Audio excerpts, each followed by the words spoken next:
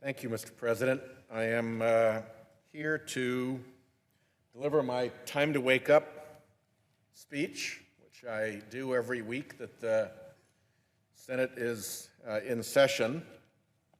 And we've been out of session for a few weeks. So there's a fair amount to talk about that happened while we were gone. One of the first things was a new study in Rhode Island, my home state of Rhode Island. Rhode Island is a coastal state, and we have considerable worries about sea level rise, and we have a state coastal resources management council that has done what is probably the best modeling anywhere in the country of the effects of sea level rise and the risk of ocean storms on our shores. And in conjunction with them, there has been a report from the Rhode Island Division of Planning. This is the state government, which has identified roads and bridges that are most likely to be underwater as the tides climb higher and as waves push further inland. The state's 10 most vulnerable roads to sea level rise are Hope Street in Bristol, which everybody knows, a beautiful historic street, Memorial Boulevard in Newport, Wampanoag Trail in Barrington, Canonicus Avenue in Jamestown, County Road North in Barrington, North Road in Jamestown, County Road in Barrington, Beach Street in Narragansett, Main Street in Warren, and State Highway 24 South in Tiverton.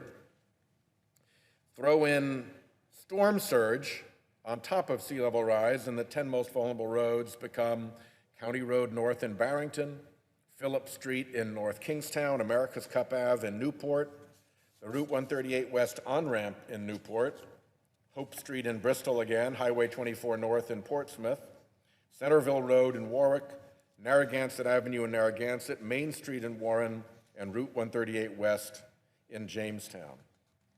The report goes on to identify the 10 most vulnerable bridges to sea level rise and the 10 most vulnerable bridges to a combination of sea level rise and storm surge. Overall, Warwick, Narragansett, Newport, Barrington, and Providence are our top 5 municipalities most vulnerable to climate change-related road damage. So colleagues, when I come here to talk about this, this is not some hypothetical liberal concern. My Coastal Resources Management Council in my home state is predicting 9 vertical feet of sea level rise by the end of this century. As the presiding officer knows, Rhode Island is not a huge state. We don't have a lot to give back to the ocean. 9 feet of sea level rise is potentially catastrophic. And when my state division of planning is highlighting the roads and bridges that we're going to lose to sea level rise and to storm surge, don't expect me to sit idly by. So there's a larger context, of course, for all of this. I'm pretty Rhode Island-centric, but boy, are we seeing a lot going on. Let me start with what's going on out west. We have an extraordinary wildfire situation happening in the American West. Wildfires, I'm reading a news story here. Wildfires burned across hundreds of thousands of acres in the American and Canadian West this week, fueled by scorching temperatures that are breaking heat and fire records across the region. In California, at least 15 cities have seen record-breaking heat. The state has experienced its hottest summer on record. San Francisco hit 106 degrees over the weekend, breaking its previous high ever by 3 full degrees. By the end of the day Tuesday, there were at least 81 large fires blazing across 1.5 million acres of the U.S. West, from Colorado to California and north to Washington. These unprecedented extreme events are exactly the types of events that are more likely, due to the global warming that's already occurred, say the scientists. Studies find that a warmed global atmosphere with increasingly clear human fingerprints will continue driving a potent mix of heat and dryness that's projected to escalate in the West. The climate scientist at UCLA says that's not a future projection, but an observational reality. And that's something we expect to increase in the future. When we get these extremes, he says, there's a human fingerprint. The increased occurrence of severe heat and the role of global warming on the occurrence of severe heat, that's already happening, said a Stanford scientific research. And this is not a fluke. 9 of the 10 worst fire seasons in the past 50 years have all happened since 2000. And 2015 was the worst fire season in U.S. history, surpassing 10 million acres burned for the first time ever recorded. So far this year, wildfires in the U.S. are at 7.8 million acres, and the fire season is far from over. Researchers have shown that human-induced climate change accounted for about half the observed increase in fuel aridity, forest dryness, that is setting off these fires. In the western U.S. since 1979, and that this had nearly doubled the area of the U.S. West affected by forest fires since 1984. The conclusion, we know that global warming has already increased the probability of unprecedented high temperatures in the western U.S., included in California. And we know, the scientists say, with high confidence, that continued global warming will continue to intensify those increases. Last week in Montana, a 20-square-mile blaze burned the historic Sperry Chalet, a hotel and dining room built in 1914, only reachable by trail. Been there more than 100 years, but this is the fire that burned it down. This means a lot out in Glacier National Park. It's hard to think about the magnitude of what's happened, the National Park Conservancy Executive Director, Doug Mitchell, said. One of the western fires even jumped the Columbia River to burn across into Washington, the Eagle Creek fire. So, as the news said, in Oregon's Columbia River Gorge, a blaze known as the Eagle Creek Fire has jumped the river, the Columbia River that is, into the state of Washington, creating dramatic and dangerous scenes.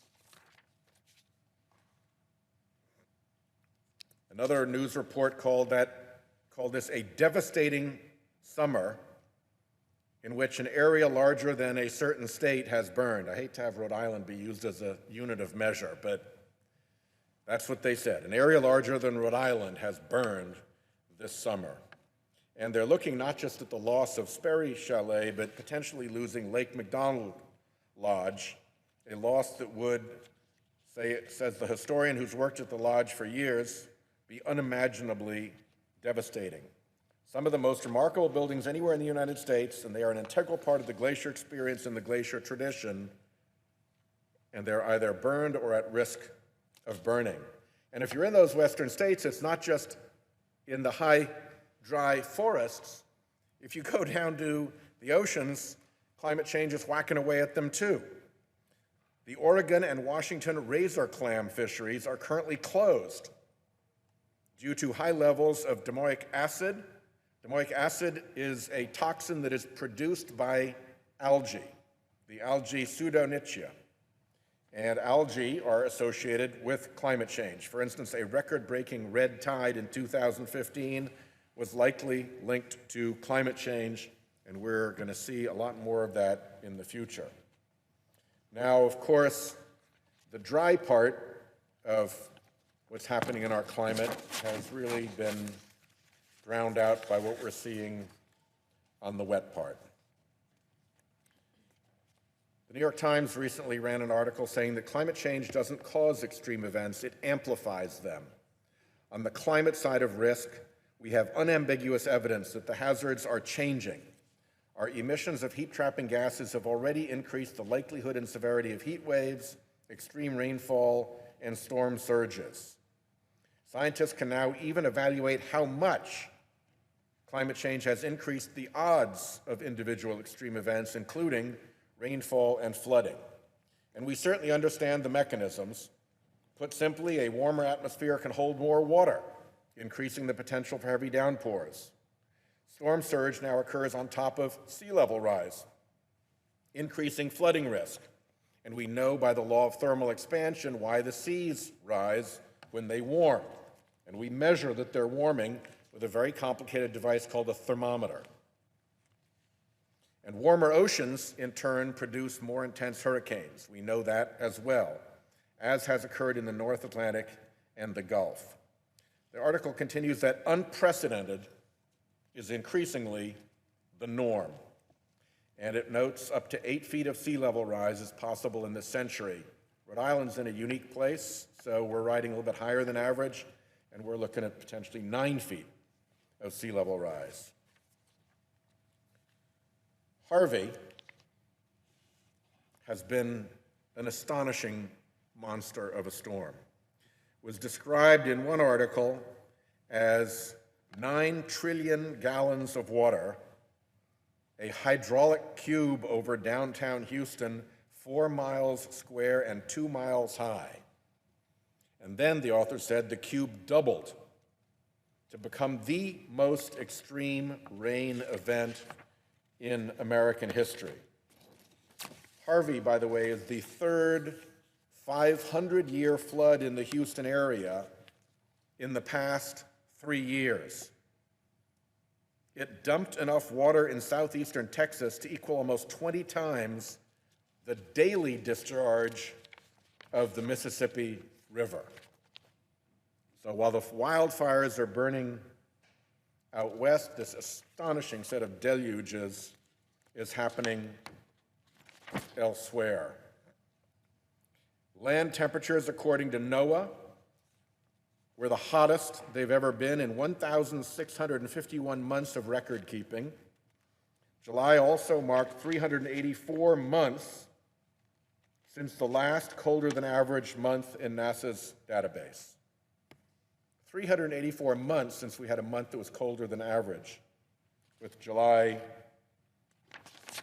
well warmer than average.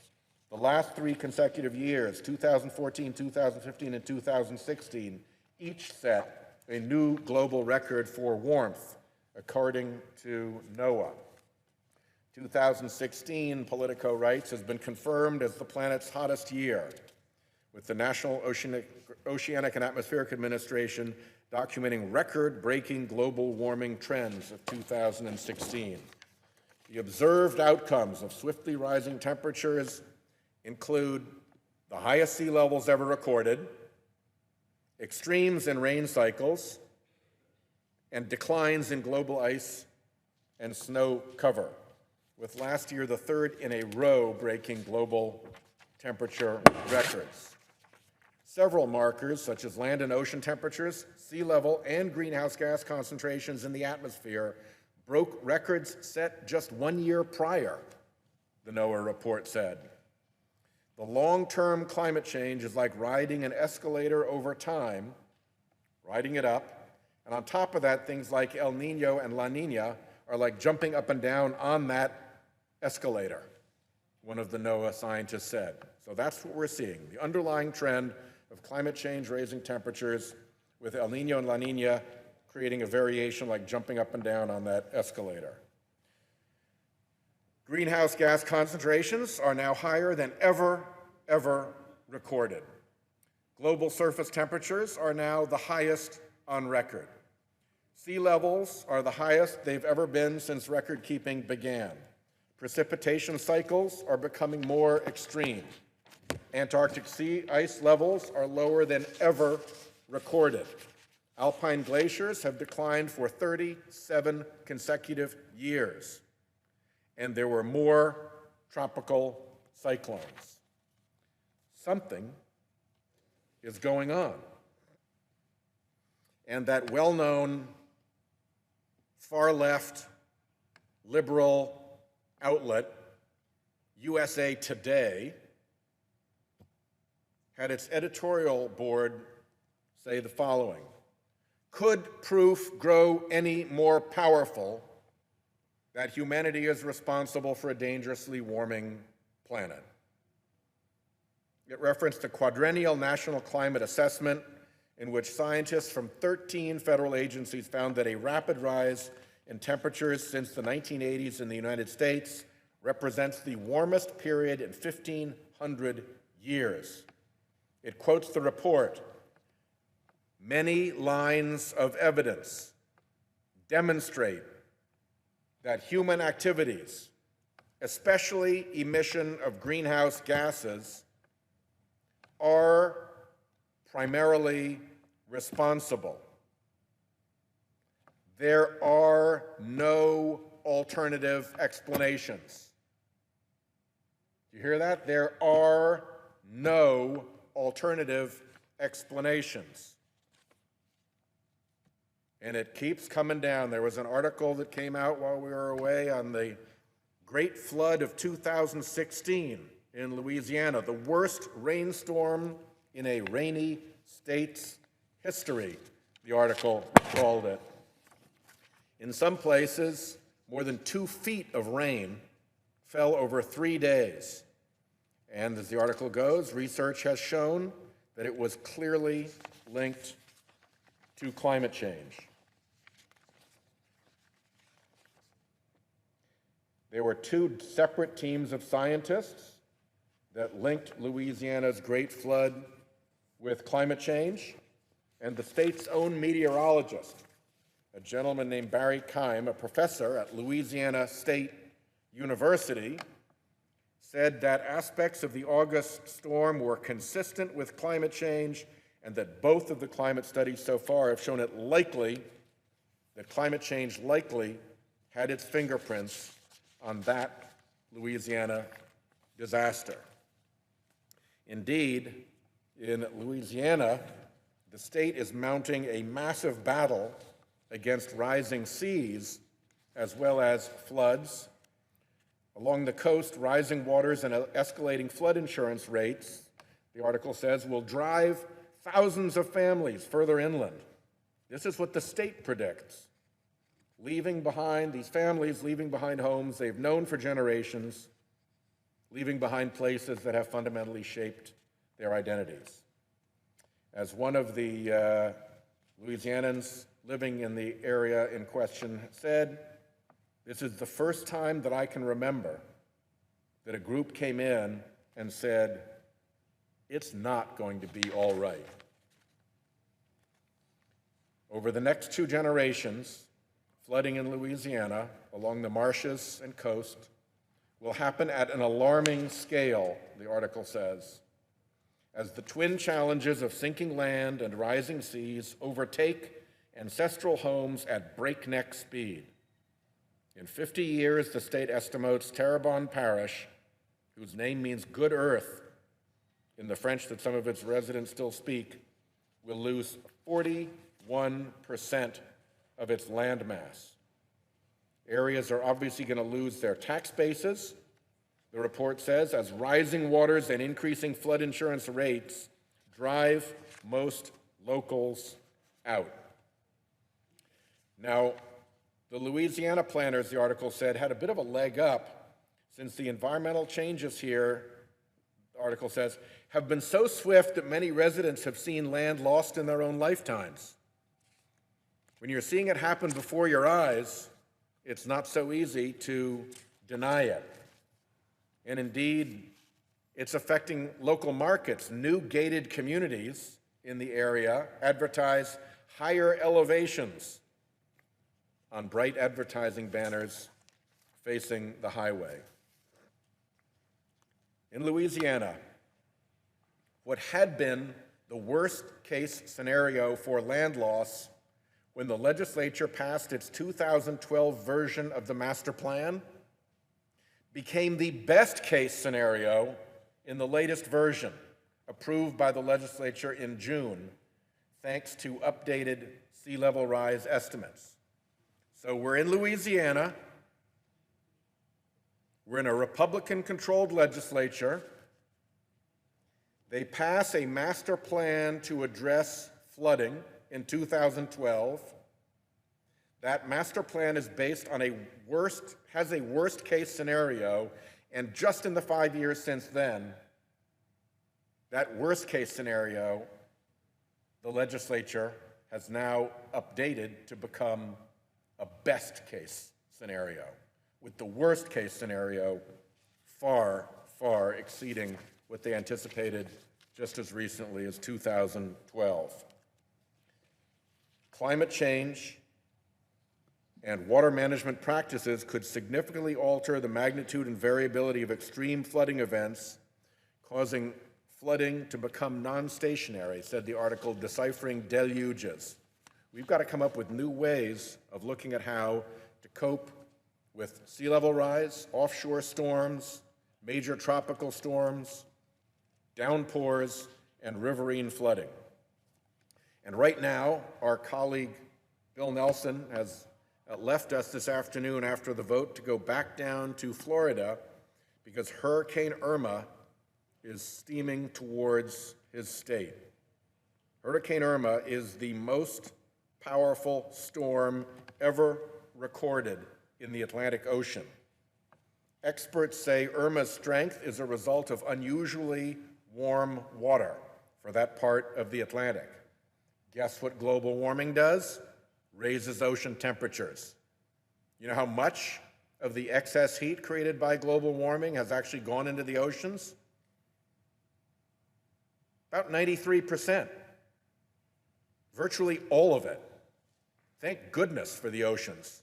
Without them, we'd already be baking in climate change. 93% went into the oceans, but of course that raises ocean temperatures, and on go the storms.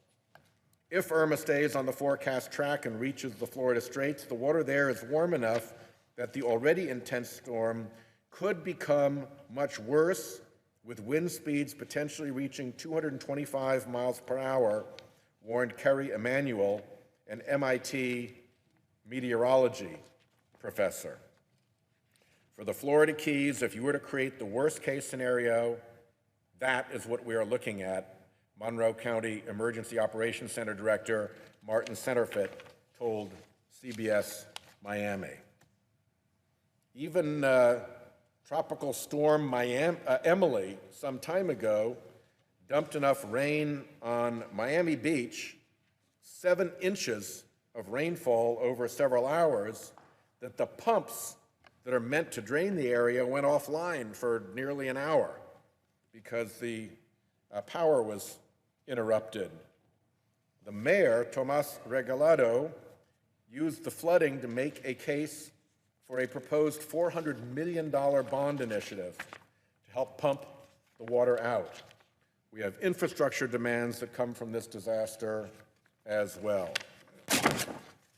So a pretty good summary came again from an article in the New York Times, an editorial piece. What's going on? Well, first, hurricanes arise from warm waters, and the Gulf of Mexico has warmed by 2 to 4 degrees Fahrenheit above the long-term average. The result is more intense storms. There is a general consensus that the frequency of high category 3, 4, and 5 hurricanes should increase as the climate warms, says the same scientist at MIT. Second, as the air warms, warm air holds more water vapor, so the storms dump more rain.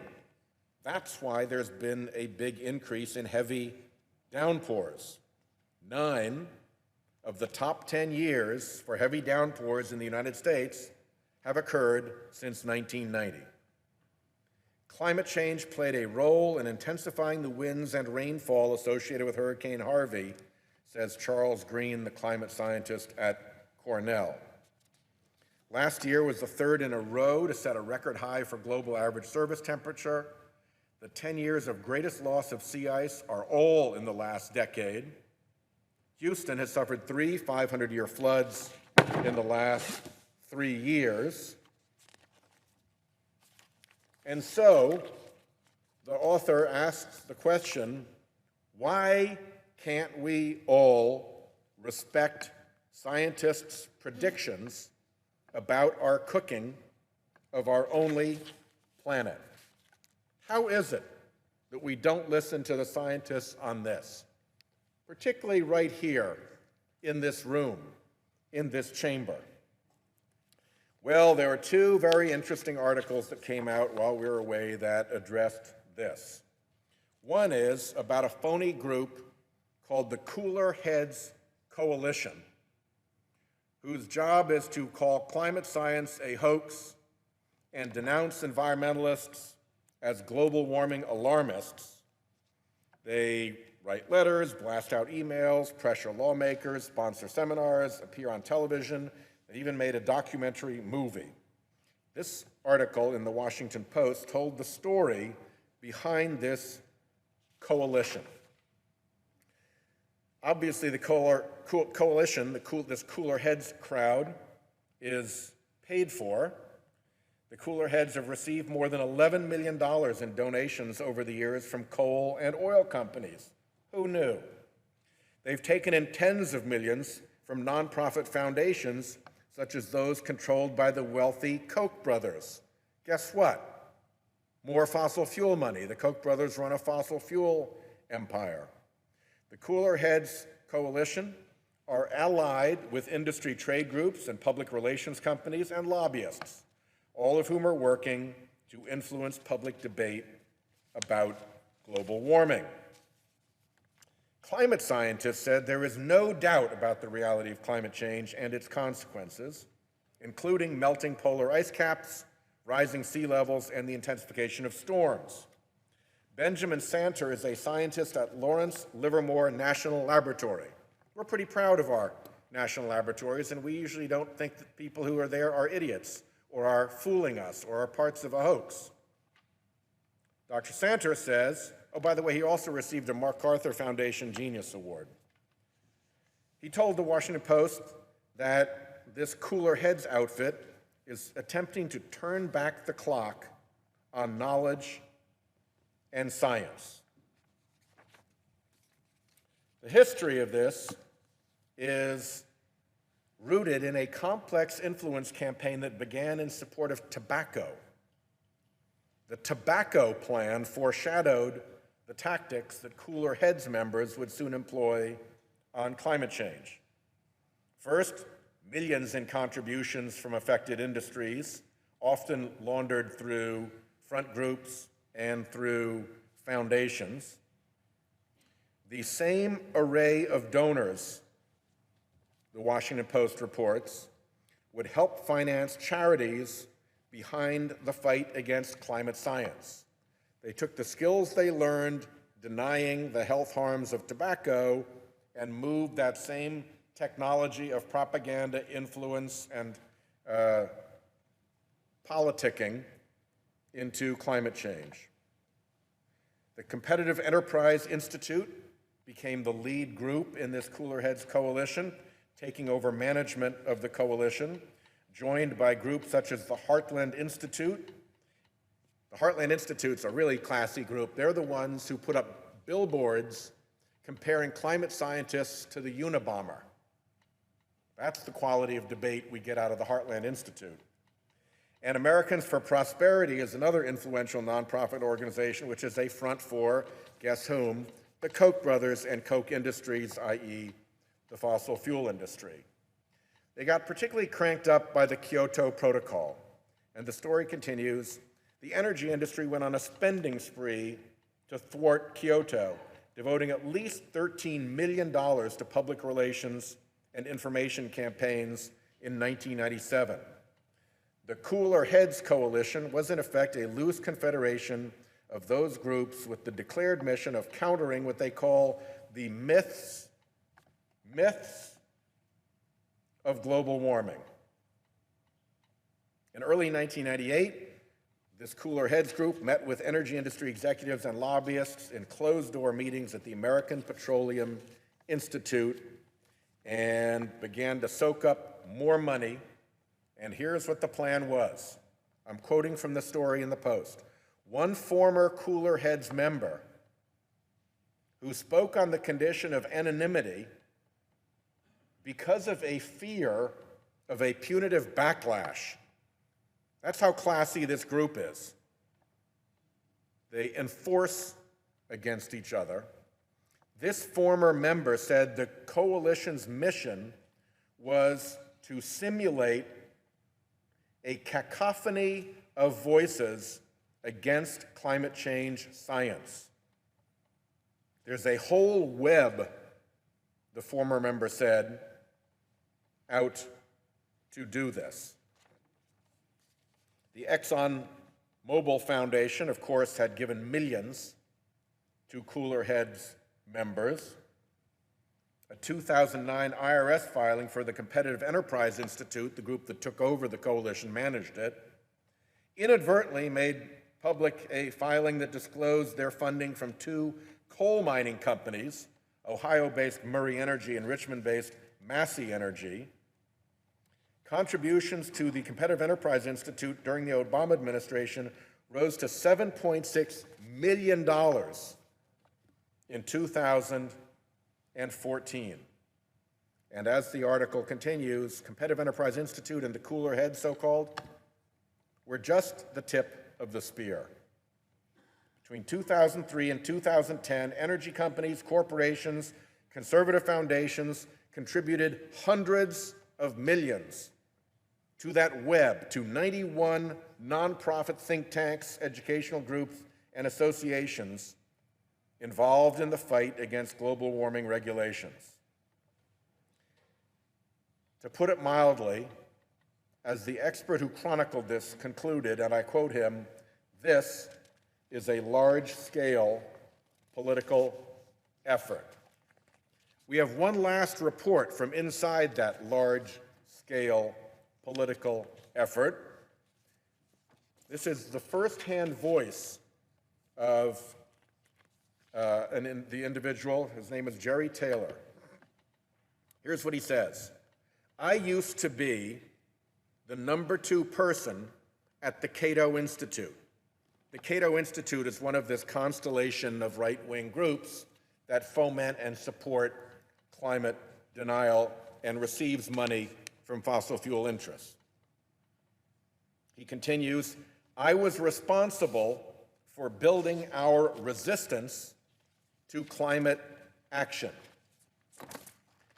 I discovered that a lot of the scientific narratives I was offering were really dodgy. One of the people I trusted most," he discovered, "was in the business of consciously misrepresenting the debate. This really rattled me." He goes on, "Once I started looking closely at a lot of the convenient, plausible talking points I was offering, they began to fall apart. I then turned to look at economic arguments." He says, "This is pretty hard. It's a very difficult thing to find that you cannot trust any of the scientists that are being offered to resist climate action." This is the guy who used to lead the anti-climate action effort of the Cato Institute, saying it is a very difficult thing to find that you cannot trust any of the scientists that are being offered to resist climate action. And then the economists that you have been relying on to put cautious remarks about cost-benefit are now all walking away from the game. He goes on to say, "We got to the point where you could not find an academic economist who studies climate change who argued against climate action. Not one single one.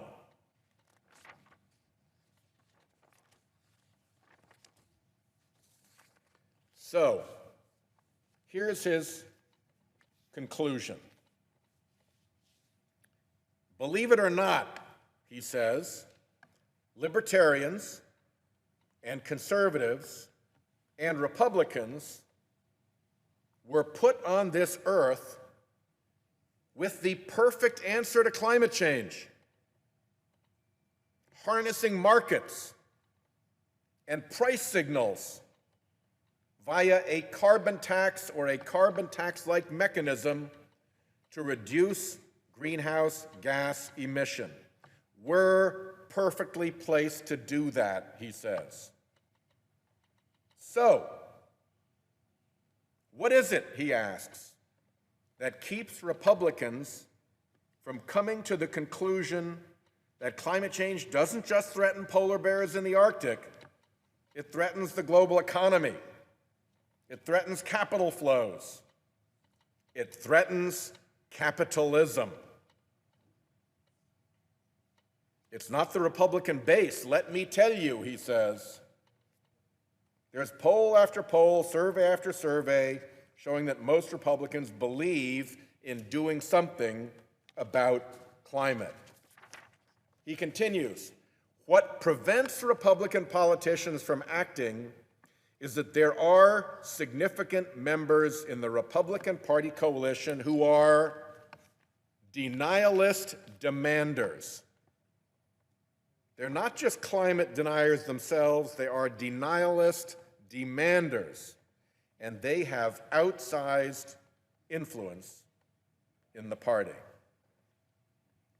He says the Koch-controlled, and by that I mean the Koch brothers and Koch Industries, the Koch-controlled Tea Party movement has held the GOP by the throat. And by the way, if you were somebody who was trying to find some comfort in the widely reported phenomenon that 97% of climate scientists conclude that global warming is real and problematic for the planet and has been exacerbated by human activity, if you were comforting yourself that maybe the 3% were right, that the really smart place to place your bet for the future of the planet and our economy and our standing in the world is on those 3%, not take the 97% bet, no, take the 3% bet, if that's the way you were thinking, you got bad news. Researchers tried to replicate the results of those 3% of papers. And guess what? They found biased, faulty results. Catherine Hayhoe is an atmospheric scientist at Texas Tech University. She said this: every single one of those analyses had an error in their assumptions, methodology, or analysis. That, when corrected, brought their results into line with the scientific consensus. So if you were hoping that that 3% was somehow going to bail you out from having to face this crisis, that just blew up. There is no 3%. Broadly, the report on this says, there were three main errors in the papers denying climate change. Many had cherry-picked the results. Some applied inappropriate curve fitting to try to step away from the data until you could match it to the curve of your own choosing. And sometimes, this is my favorite, sometimes the papers just ignored physics altogether. So it's been quite a month with the West ablaze, Houston underwater, the most powerful storm ever measured in the Atlantic headed our way, heat and rain and other measures breaking records year after year after year, multiple departments of government aligning to warn us, and how does the Trump administration respond? Well, the Energy Department asked scientists to remove the word climate change from a grant proposal. I have been asked to contact you to update the wording in your proposed abstract to remove words such as global warming or climate change, the email says. Not just one fluke. In March, Politico reported that staff at the Department of Energy were told not to use the terms climate change, emissions reduction, or Paris Agreement. The department put out a power grid study that has been long delayed, and in the power grid study, the words climate change never appeared. Wherever they were in earlier drafts, they got scrubbed. The only reference to climate is a reference to rescinding energy and climate-related policies.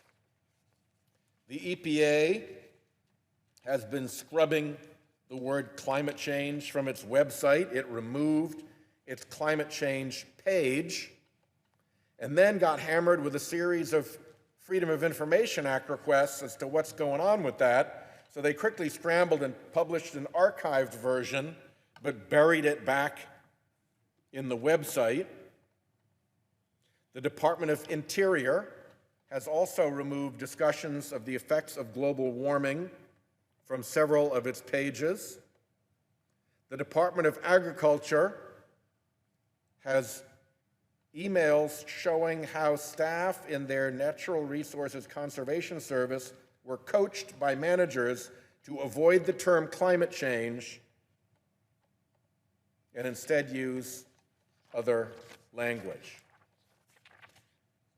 That's where we are. All of those facts, the motive behind it, the fingerprints of the fossil fuel industry, the confessions by participants in those schemes, and where are we? In this room, silence. Nobody will talk about it because the power of the fossil fuel industry is so strong, the threats are so blood-curdling that nobody dares. We cannot have a grown-up, factual discussion about climate change in this building either. And of course, over in the Trump administration, they've completely thrown in the towel to the fossil fuel industry and now are hoping to dodge the problem by forbidding people from using the word climate change. It is pathetic, Mr. President. And with that, I yield the floor.